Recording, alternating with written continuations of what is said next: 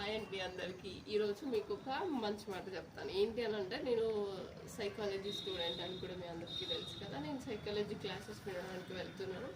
అప్పుడు నాకు ఒక సార్ మాకు అందరికీ ఎక్స్ప్లెయిన్ చేశాడు. ఏంటంటే, ఇప్పుడు తల్లిదండ్రులు చాలా జాగ్రత్తగా వినండి. మోస్ట్లీ తల్లిదండ్రులు ఏంటి అని అంటే పిల్లల్ని చాలా గారాబంగా పెంచుతారు.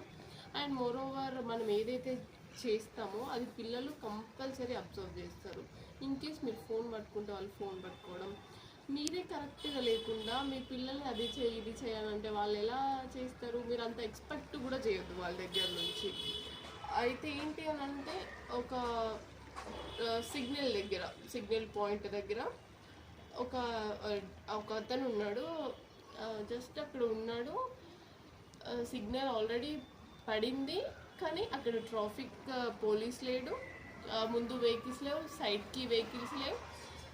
అందరు అనుకుంటున్నారు పక్కన, మీరు అందరు వెళ్ళిపోతున్నారు, మీరు ఎందుకు ఇట్లనే ఉంటున్నారు, వెళ్ళిపోవచ్చు కదా, ఎందుకండి ఎవరు చూడట్లే, అక్కడ సీసీ కెమెరాస్ లేవు, ట్రాఫిక్ పోలీస్ లేడు, మిమ్మల్ని ఆబ్జెక్ట్ చేయట్లేదు కదా, మీరు ఎందుకు అక్కడే ఉంటున్నారు, అది అట్లా వెళ్ళొచ్చు కదా అనేసి అడిగితే, నా వెనక నా కొడుకు చూస్తున్నాడు, నేను ఈరోజు వెళ్తే వాడు రేపు అట్లనే వెళ్తాడు. సో మనం చేసే పనులు చాలా ఇంపాక్ట్ ఉంటుంది పిల్లల మీద. అందుకే దయచేసి తల్లిదండ్రులు మీరు ఏదైతే వర్క్ చేస్తున్నారో అవి మీ పిల్లలకి చాలా ఇంపాక్ట్ని తీసుకొస్తాయి. So be careful.